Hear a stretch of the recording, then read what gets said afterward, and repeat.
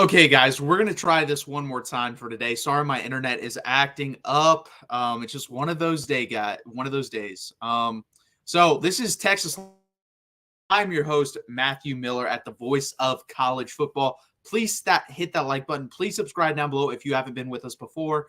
I really appreciate it, guys. It really helps out the channel. We're going to talk about the big recruiting weekend. We're going to talk about Texas versus Oklahoma because Parker Thune was on with Mark over on his channel for the Oklahoma live stream and basically said he thinks Oklahoma roster than Texas, which got my mind thinking. I'll actually play the quote for you when we get to that segment. And then how many teams would Arch Manning start for? I like the Cover 3 podcast. That's Bud Elliott, Chip Patterson, and those guys over there.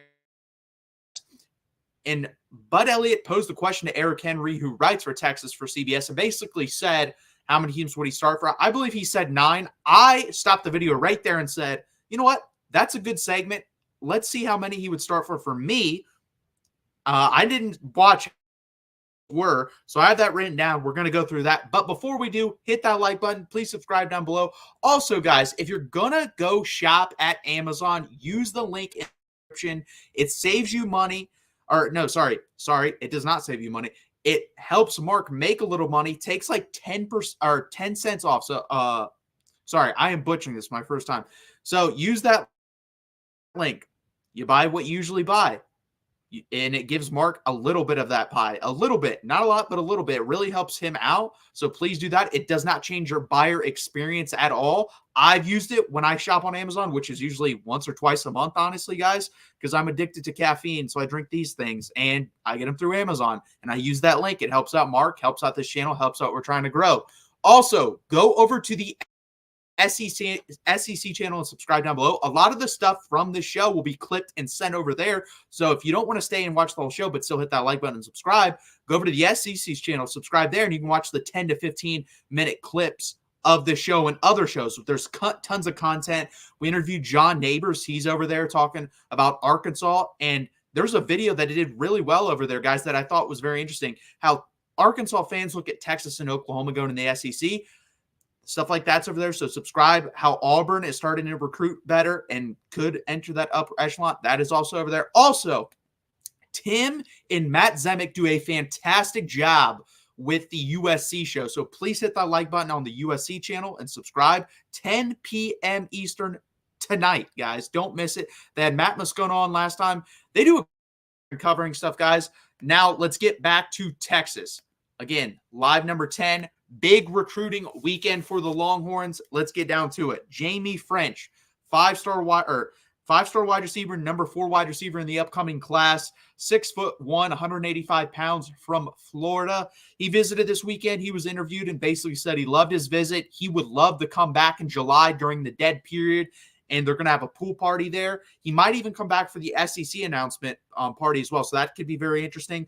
Right now, guys, the teams he mentioned are Texas, Tennessee, LSU, Miami. He also mentioned Ohio State, but not as heavily. But again, you cannot count out Ohio State. They recruit at an elite level, especially at the wide receiver position with Brian Hartline there. So I definitely look out for that.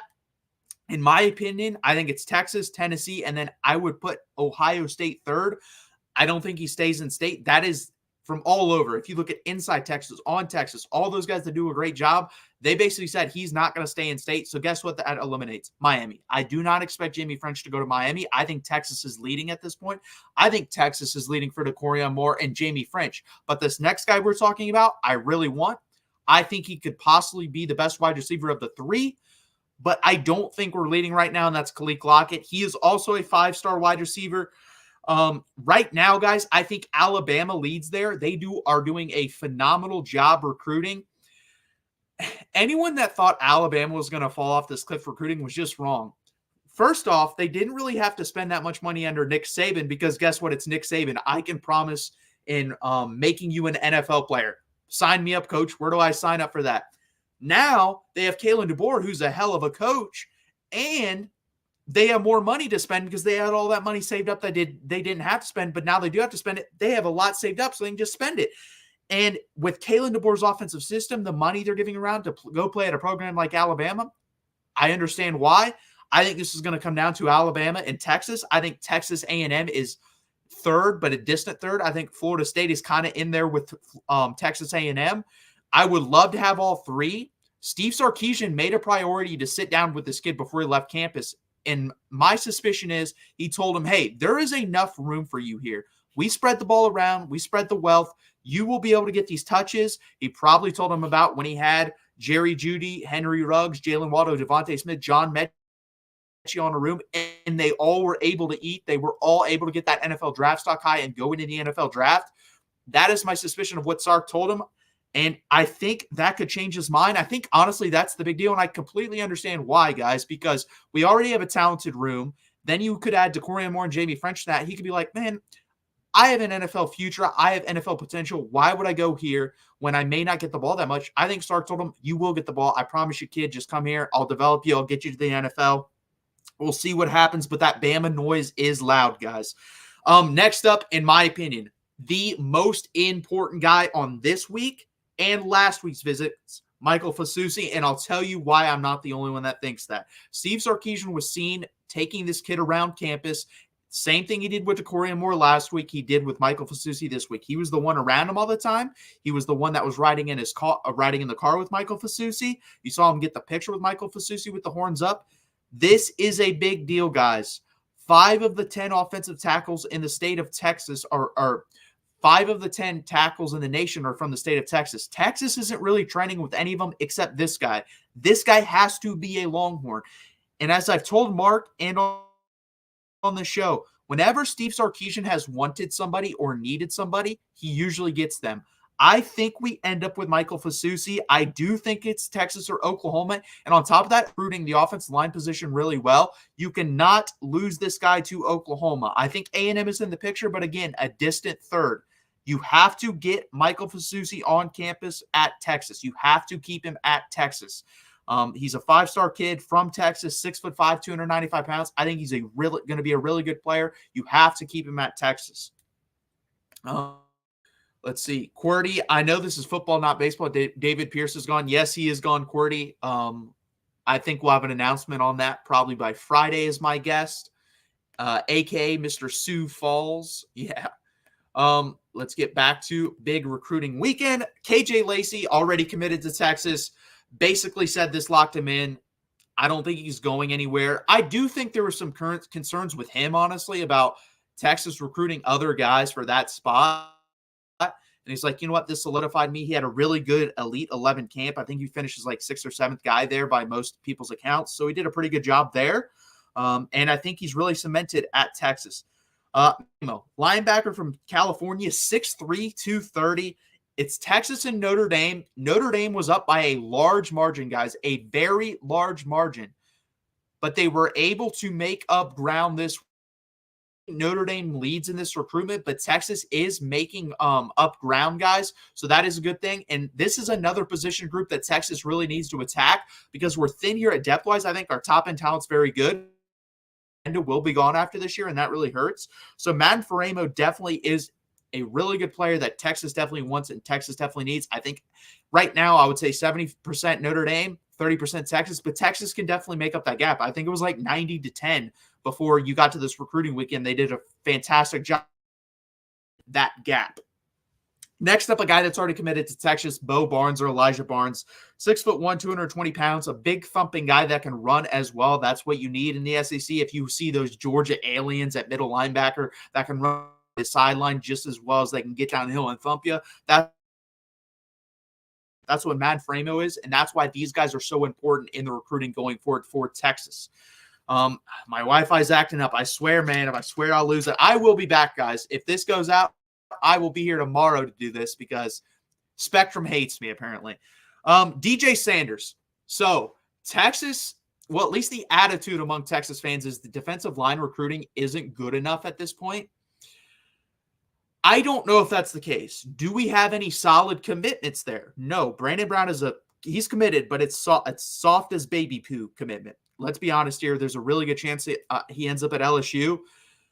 But the guys that we do have there that could come to Texas, half of them class. The problem is we haven't landed any yet. And I think that's the issue. You just don't see a commitment next to their names. You're like, damn. But this is a long time, guys. There's a long time to play out before signing day. So we'll see here. But DJ Sanders is considering Texas and Michigan. Here, guys, I really do. I think it's 60-40 Texas. He does have family from Michigan. I think that helps Michigan a little bit because let's be honest here, guys. If he had no family in Michigan and he's coming from Texas all the way up to Michigan, that'd be a really hard sell. But he does have some family up there, so that does help. His commitment will probably come in the next 2 weeks. So that one, hopefully Texas can get on board. A guy that I'm really excited about and a guy that I think is a freak, Nick Townsend, number 4 athlete in 6'3", 235 pounds. He wants to play tight end. And I think there's a good chance they pitched him on Jatavian Sanders, but it's funny. Winston, who we'll talk about, in this class committed to Texas at tight end, said, getting interviewed, that he told Nick Townsend, hey, man, you may not be playing tight end. You may play defensive end. And I think Nick Townsend's open to that as well. I don't know if the Texas staff is. That'll be interesting to see. But this guy's a freak, guys. He is basically a bigger version of, in my opinion, of Mari Niblack. He's that good of an athlete. He's a freak at the tight end position, so definitely a get here. James Simon already committed to Texas at the running back position. Mom and dad love the visit. They posted everywhere they possibly could, all over Twitter, Instagram. We love the visit. We love Sark. This is the guy we're trusting our kid with. He is 100% locked in, committed to Texas. Definitely a little bit more power than speed there, but that's why you have Ricky Stewart in the class. So I'm really excited to see him in Burnt Orange. And then Devin Williams, an Auburn commit, who is from Buford, Georgia. He's a great athlete with track speed and short area quickness. I think he's a future nickelback if he comes to Texas. He's 5'10", 165 pounds. So that stood out to me. He's like a little bit smaller than PK likes him, but if he has that short area quickness and agility, fits great at the nickelback position. I do think Auburn leads pretty heavily here. Could Texas change him? Possibly they could, but he is from Georgia, so it's going to be hard, guys. And then Cade Phillips, who I mentioned a while ago on the Caleb Chester commitment. Cade Phillips, if he wants to play cornerback, will be at LSU. That's all there is to it. If he's open to playing safety, he will be at Texas. That's what this comes down to. LSU wants him at cornerback. Texas like, we'll try you at corner, but if you don't succeed, you're playing safety. If he truly just like, nah, I'm playing corner, I don't want to play anything else, he will end up at LSU. And then as we talked about, Emory Winston, who's also from Georgia at the tight end position, loved Texas even more, said this solidifies it. I'm done with my recruiting. I am at Texas. He's committed here already. I'll take the young man at his word. I think he's done. I think he's locked up for Texas. And then we had one cancellation, guys, which really sucks.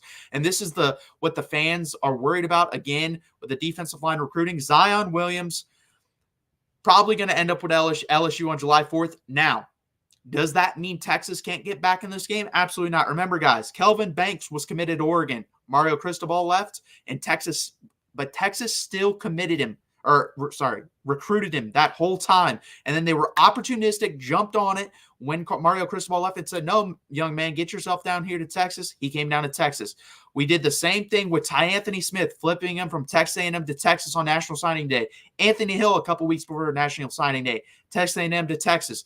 You have to stay in the mix, and that's what this Texas staff does. I think they'll stay in the mix with Zion Williams. They'll try to get him on campus in the fall, and if they can do that, and I think Texas will have a better year than LSU, I think you could see this guy flip. So I'm not saying he's going to be 100% at LSU. I do think it commits there. DeCorian Moore did that too, and guess what? I think he's going to end up at Texas. But July 4th, I fully expect this young man to be a commit to LSU, but there's a good chance Texas could flip him. And then the next couple of guys we talk about, 3 in a row, all offensive tackles, Jackson Christian, Jordan Coleman, and Devin Coleman, all committed to Texas, all pretty seem solidified in their commitment to Texas, so that is good. They all enjoyed their visits. I fully expect them to be in the class at Texas. Then let's get back to the defensive back room. We have 4 in a row right here. Aiden Anning, Dejon Lee, Dorian Brew, and Nathan Tillman. Let's start out with Aiden Anning.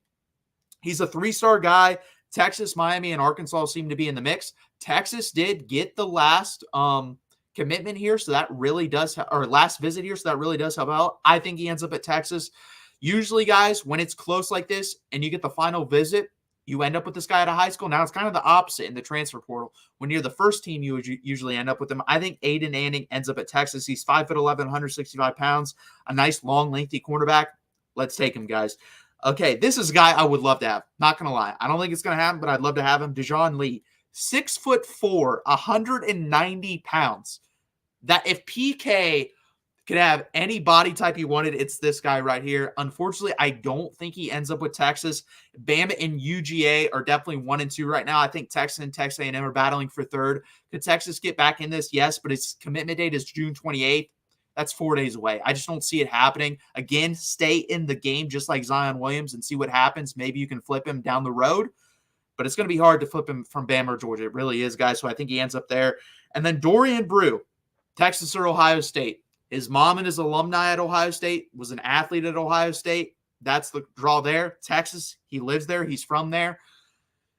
I think it's 50-50. I have no idea where this goes. It's going to be very interesting. If his mom has a lot of influence, I think he ends up at Ohio State.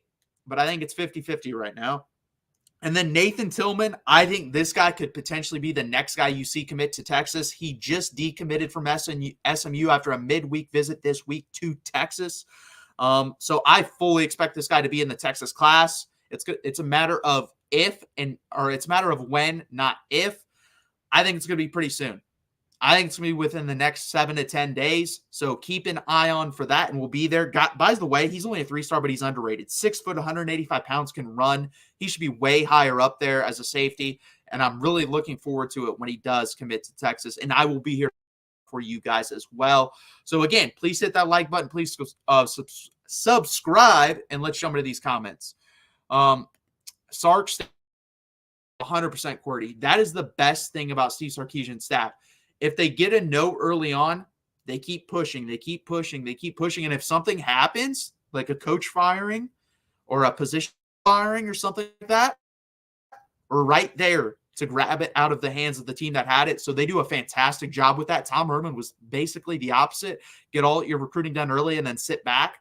I did not like that. Sark recruits through the whistle, and I freaking love it.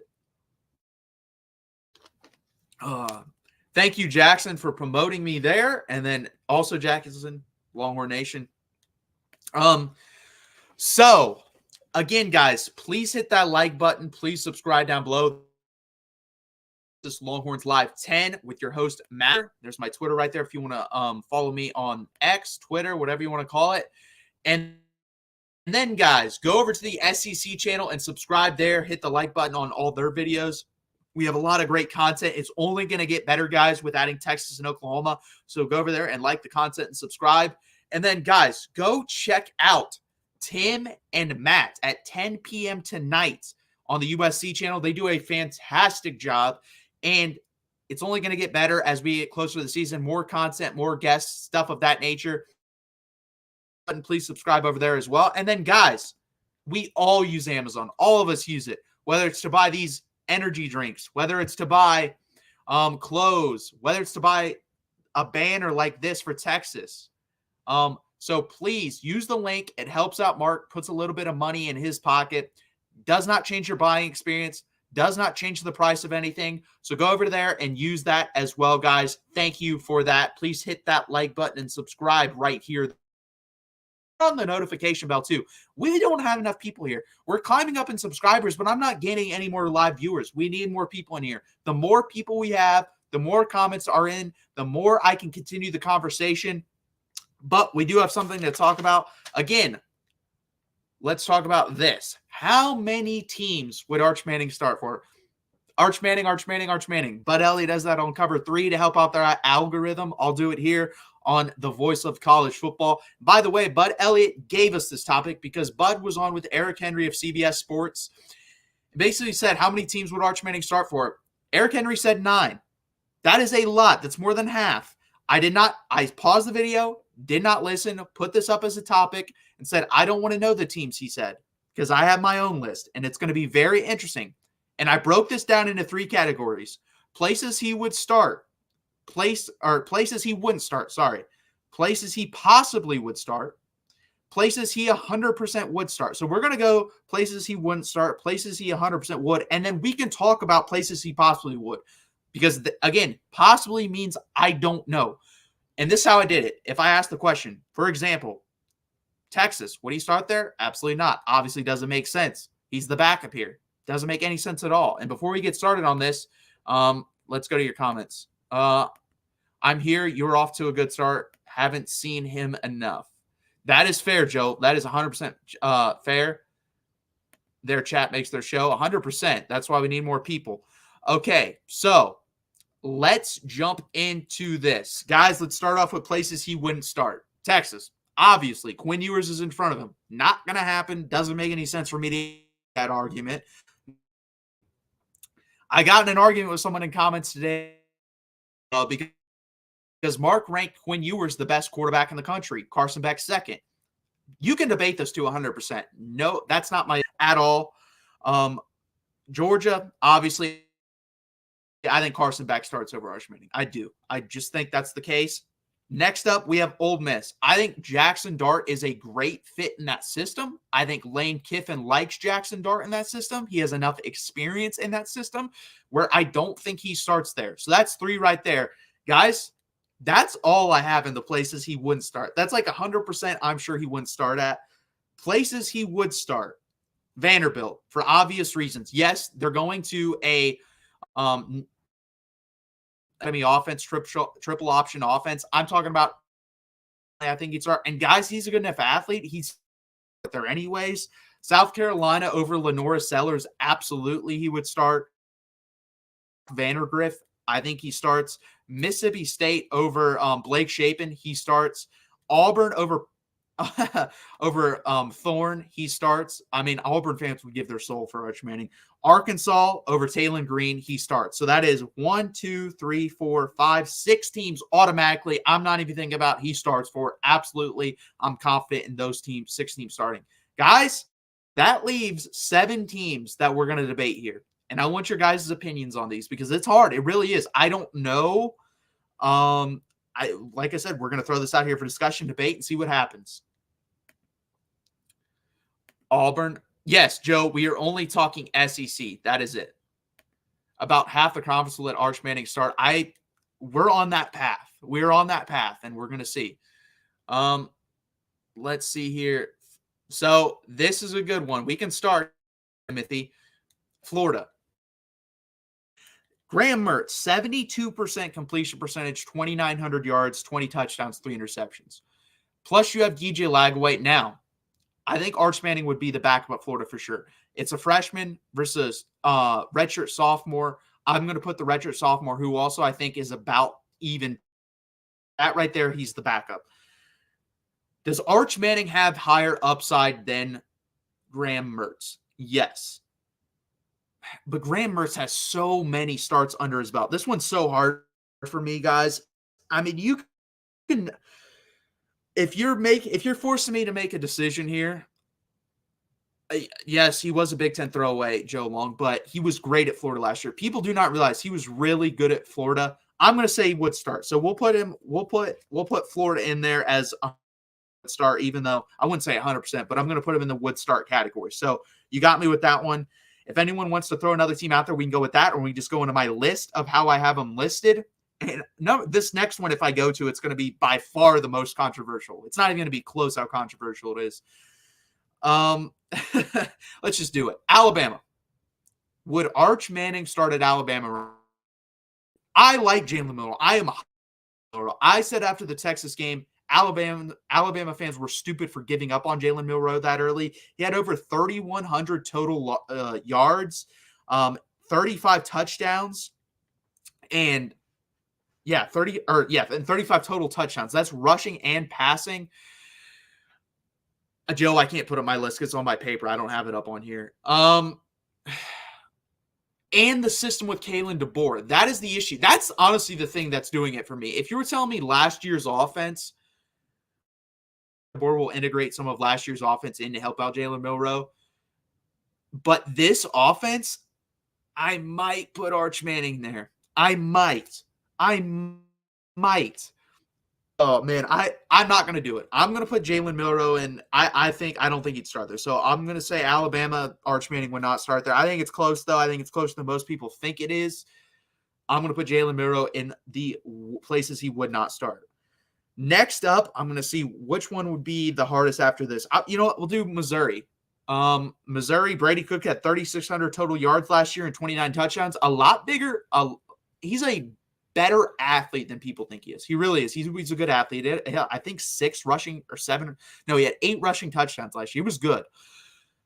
I think Arch Manning would start here. I think Arch Manning's better than Brady Cook. I think Brady Cook is a nice player, but I think Arch Manning has much higher upside. And I think Arch Manning, honestly, if he were to hit on this Missouri team, you're talking about a team that probably could win the national championship. I think they're in that second tier of making the Final Four. I don't think they can win a national championship. I think Arch Manning for Brady Cook, they can win a national championship. I'm saying he would start at Missouri. So we're up to, what is that? 1, 2, 3, 4, 5, 6, 7, 8 teams. Yeah, that's the only question. The system, and that's a maybe. But Milroe's such an athlete, man. It's really hard for me to believe that Kalen DeBoer would see that on the practice field and say, like, Jalen Milroe might have the only arm that's better than Arch Manning. Arch Manning has a cannon. Like, people don't realize, like, Arch Manning had the best arm between Malik Murphy and Quinn Ewers. Jalen Milroe might have a better arm than Arch Manning. Like, his deep ball is insane, plus his running ability. I think Kalen DeBoer would give Jalen Milroe the start early on. Now, if he struggled, I think he'd immediately go to Arch Manning, but I am going to put Milroe in there. Next up, we have Connor Wegman versus Arch Manning. And I was trying to be, nice here. Arch Manning starts over Connor Wegman. Connor Wegman is injury prone. He only has a 61% completion percentage. I will say this, though. He has 16 touchdowns, just 2 interceptions. But with injury issues, and I think Arch Manning has a higher upside. And guess what? They were in the same class. Arch Manning was the better recruit, number 1 national recruit, number 1 quarterback. Wegman was the 3rd quarterback, 22 in the country overall.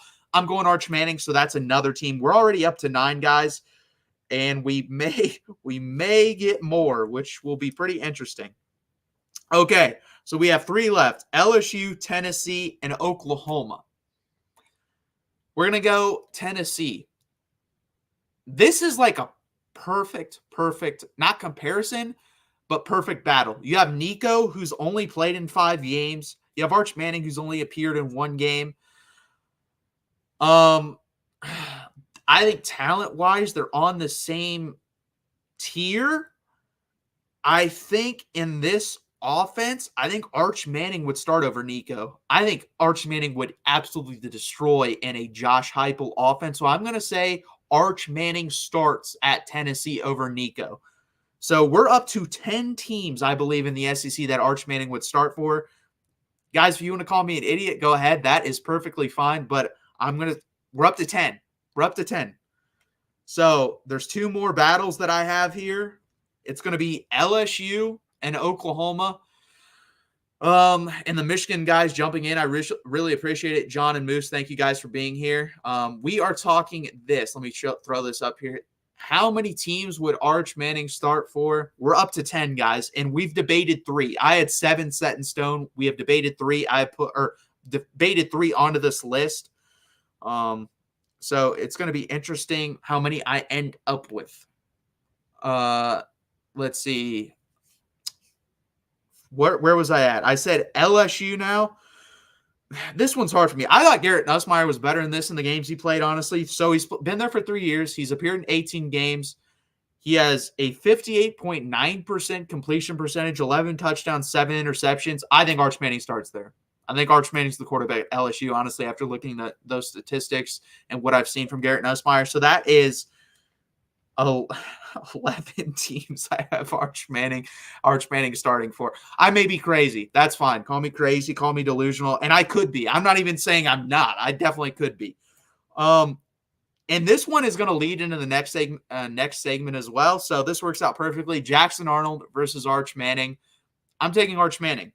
So in the 7 games Jackson Arnold has appeared in, 63.8% completion percentage, 4 touchdowns, 3 interceptions, 8.2 yards per attempt. He also runs around a little bit, so I'm going to put Arch Manning there. I think Arch Manning starts over Jackson Arnold this year. I really do. So that makes, 12 teams, I believe? So let's just go back to this. Places he wouldn't start at. I had to begin Texas, Georgia, and Ole Miss. I don't think he starts at those 3 places. I don't. I debated Jalen Milroe. I put him in there. I put Jalen Milroe in there after a little debate. So that's 4 places he would not start at. And the places he 100% would start at, I had Vanderbilt, South Carolina, Kentucky, Mississippi State, Auburn, and Arkansas. Then we debated Florida, Missouri, A&M, LSU, Oklahoma. And that's what I landed on. So let's see how many that is. 1, 2, 3, 4, 5, 6, 7, 8, 9, 10. I have 11 teams Arch Manning would start on in the SEC. So I would love to know if you think that's too high, too low, sounds about right. And then, again, this is the list we debated, places he possibly would start out. Bama, Missouri, Tennessee, Texas A&M, Florida, Oklahoma, LSU, Tennessee. I debated all those. I moved them into one of those two categories of place he would start at, place he wouldn't start at. I have 11 that he would start at. So 11 out of 16 teams, I believe Texas backup QB would start at. That is crazy, but maybe I'm right. Maybe I'm wrong. I don't know. Time will tell on that one, I guess. I think it's fair to say he could start at Vandy and SC now. I need to see more in-game stats before adding to that. I would add a couple more to that, John, but I don't disagree with you. Like I said, originally, my original list was Vanderbilt, South Carolina, Kentucky, Mississippi State, Auburn, and Arkansas. The reason I have someone like Kentucky there, I haven't seen Brock Vandagriff play either, and I think Arch Manning has much higher upside. Mississippi State has Blake Shapen. I've seen enough of him, and I think Arch Manning's better than him. Blake Shapen is not that good. Auburn, Peyton Thorne, I guess you could discuss because he did have that one really good year at Michigan State. Last year was terrible, though. If you're telling me you're getting Michigan State Peyton Thorne, I would take Auburn off the list. I would, because I think Arch Manning will be better. But if you're guaranteeing me that season this year, I don't know if he'd live up to that. Arkansas, Taylor Green's not that good. He's not. I saw him at Boise State. He's okay. Arch Manning is already a better passer than him. The only upside that you have there with Taylor Green is the running ability. And I think Arch Manning, by the way, hell of an athlete, tracked at over 20 miles an hour in practice the last couple of years. So he will surprise people. Go look at the Texas Tech game. He's very good at scrambling, very good at running. I have no issue with that. Okay, so I have 11 teams. That may be a bit hefty, but that's what I have. Again, this is Texas Longhorns Live number 10, so please hit that like button. Please subscribe down below. That was how many teams Arch Manning would start for, and that bleeds into our segment because we talked about Jackson Arnold. We talked about Arch Manning, those two, but those aren't the starting quarterbacks. Jackson Arnold is a starter, but Quinn Ewers is the starter. And I don't know if anyone caught this. At 11 p.m. Eastern time today, I'm texting with Mark. I didn't even know this. I was at work. He texted me and said, hey, you may want to talk about this. Parker Thune, who covers Oklahoma and does a good job. I respect him. He does a really good job, has way more clout than me. I hope at some point to be on the stage that Parker Thune's at. He does a fantastic job. But he said Oklahoma has a better roster than Texas. My response to Mark on that was he should be drug tested. Because no, they don't. No, in no world does Oklahoma have a better roster than Texas. No world. By the way, this is how I know he's wrong on this, guys. If I go to Lindy's, which I have upstairs, Texas is ranked ahead of Oklahoma in everything. Or not everything. I shouldn't say that.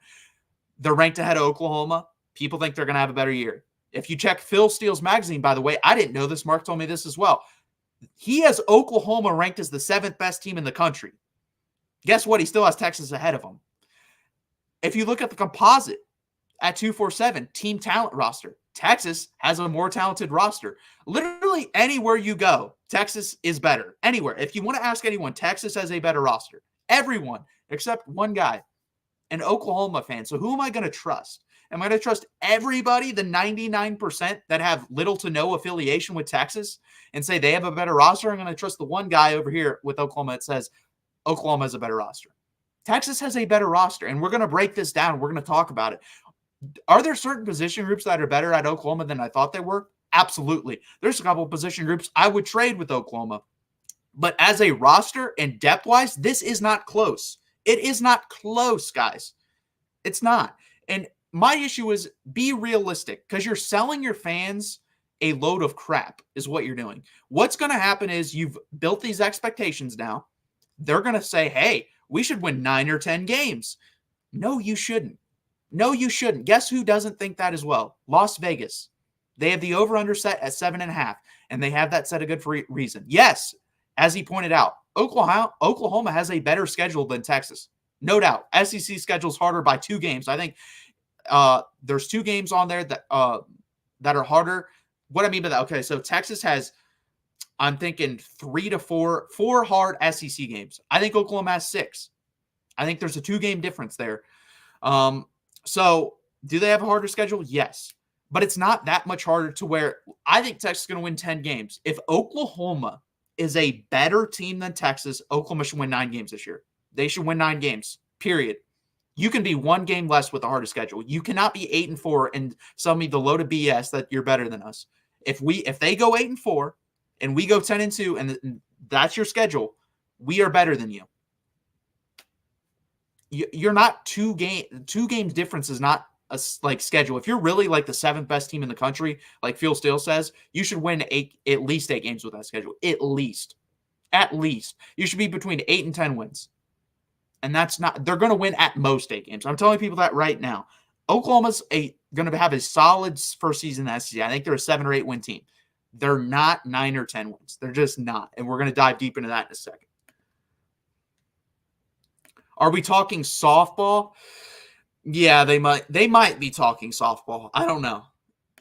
We've gone back in time and Baker Mayfield is back in OU, baby. Shake and bake. Yeah, apparently they've just gone. What they have is the all-time team versus this Texas team. They got Baker Mayfield, Billy Sims, Joe Mixon, CeeDee Lamb, Marquise Brown. They have all those guys, and we have this team. That's what they have, apparently.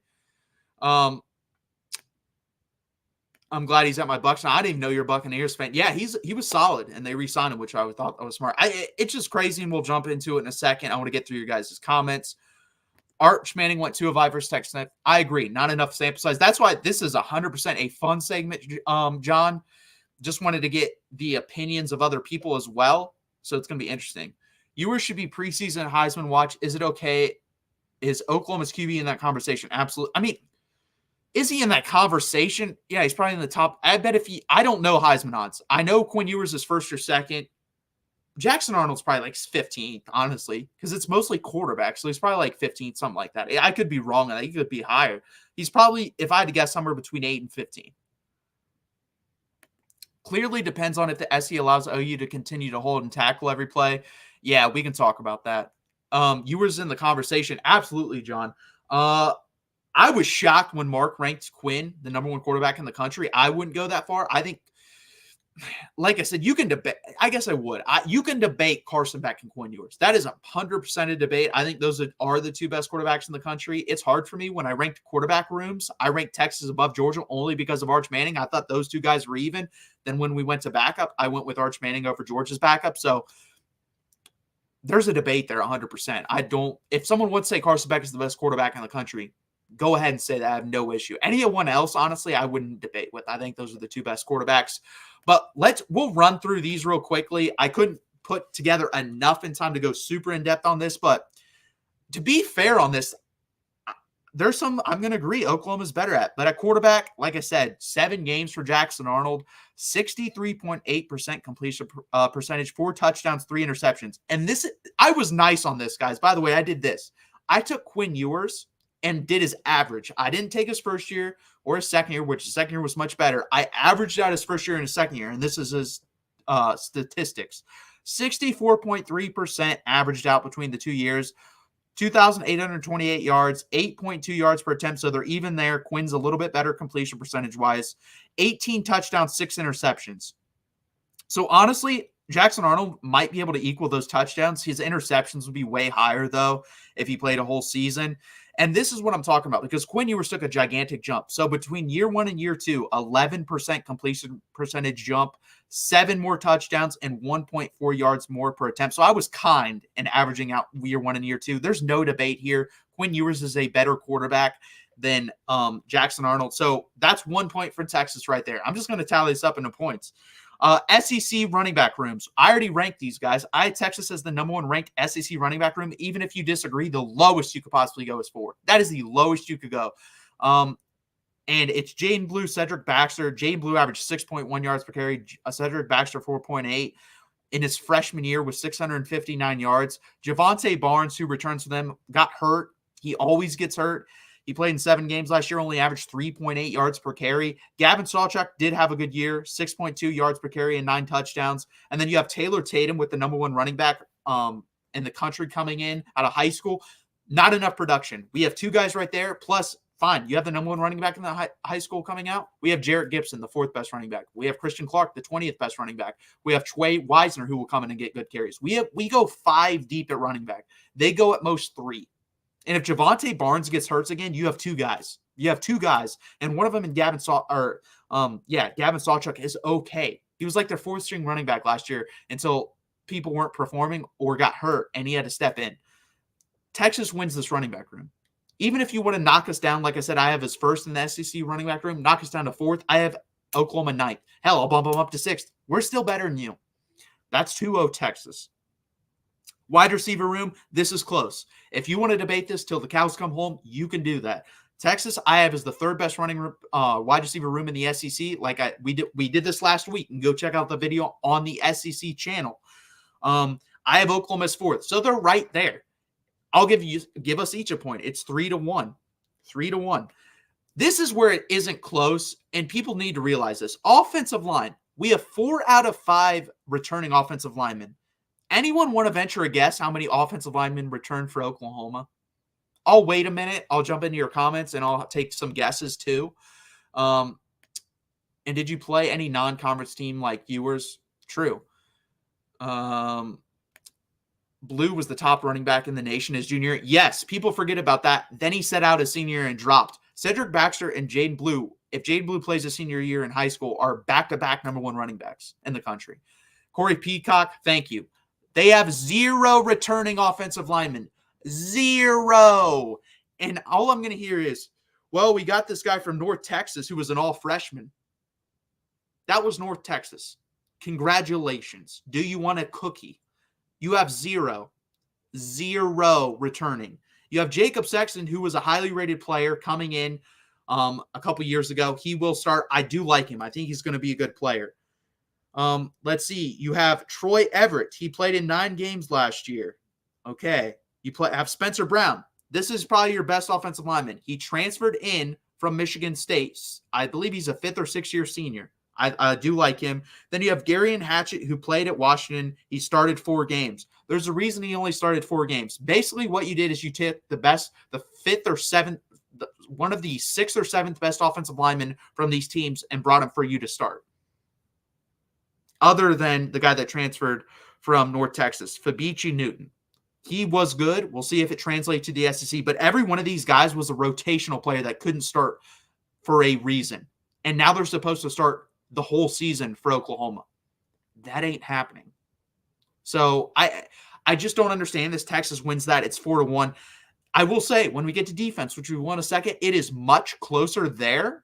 It is much closer there. Offense, it is not close. Our offense is way better than Oklahoma's, and it's going to be for a while because we recruit the quarterback position a little bit better than them.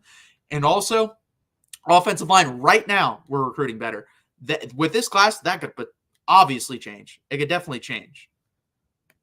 If we snag Davidson and Marsh, it's a wrap. That would be a good snag for you guys. Marsh, I know he visited Texas a couple weeks ago. Or was it last week? Yeah, it was last week. Andrew Marsh. Yeah, I think you guys end up with him moves. Didn't Bradford get hurt when Oklahoma experienced O-line? It could happen again. That is a very good point, James. That is a possibility. Let's go to defensive ends. And by the way, let's say this. I'll give them props here. 79% of returning production for Oklahoma. Guess what? You were 49th in the country in points against and the 77th defense overall. So is that a good thing that you're returning that much production? Is it? We'll see. Defensive ends. Ethan Burke, Barron Sorrell, Colin Simmons, Trey Moore, Colton Vasek, Justice Finkley. We wiped them out of the water on this. This is not close. Our defensive ends are probably the best. It is. It's the 100% strength of the defense. They have Ethan Downs, Trace Ford, who is a linebacker converted to a defensive end now. He did play a little bit of defensive end at Oklahoma State, but he's not that good. Think about that. That's your second best defensive end, guys. He's not better than Ethan Burke. He's not better than Barron Sorrell. He's not better than Colin Simmons. He's not better than Trey Moore. He'd probably be our 5th string defensive end at best. And he's going to start for you guys, most likely. Or be the backup. Either one. He's going to get a lot of playing time. He would not touch the field very much at Texas. Defensive ends, Texas wins this. So what are we up to, guys? We're up to 5-1 points-wise. And I don't think this can really be debated. If you guys want to debate this or know anyone that wants to debate it, we can debate it. Defensive tackles, you do win here. Much better here. Talent-wise, I think depth-wise, we are better here with Jermaine Lole, who we stole from you, by the way. And then we also have Bill Norton, Tia Sevilla, Vernon Broughton, Alfred Collins, those guys. If Alfred Collins could play up to his potential, I think you could make a case for Texas here, but Dominic Williams has played to his potential. Davis Stone is highly recruited, really good player coming out of high school. DeJoun Terry was really good for them last year. So I do think at defensive tackle, Oklahoma is better. So it's 5-2. Now, if Alfred Collins has a really good season and takes that next step forward, they're not, and this would be 6-1. But 5-2. Next up, you're going to win another one. Linebacker. Danny Stutzman and Kip Lewis are a hell of a combination. Danny Stutzman's a really good player. Again, this basically teeters on one player for Texas. If Anthony Hill can be the guy who we think he can be, I think we have a better linebacker core than they do. With him, Benda, Blacko, Liano, Lafau. But I've seen Danny Stutzman at his best. I have not seen Anthony Hill at his best. I think Anthony Hill will be a way better player than Danny Stutzman when he does reach his full potential. But right now he's not. So I will give Oklahoma that. It is 5-3, guys. So they have closed it. And this is where we extend the lead for Texas a little bit more. The cornerback position. Not close. This Oklahoma secondary last year was terrible. One of the worst in the country. They got torched through the air when they played good offenses. Oklahoma State and Texas killed them. These guys commit penalties. They don't create turnovers. They're not good cornerbacks. You have Woody Washington, Makari Vickers, Gentry Williams, who I do like, and Kenai Walker. Manny Muhammad would be by far the best cornerback on Oklahoma. He's the best cornerback at Texas. I think Javion Cole would be the best cornerback at Oklahoma. I think Gavin Holmes would probably be the second best cornerback at Oklahoma. He's our third, maybe even fourth best cornerback by the end of the season. Texas wins this 6-3.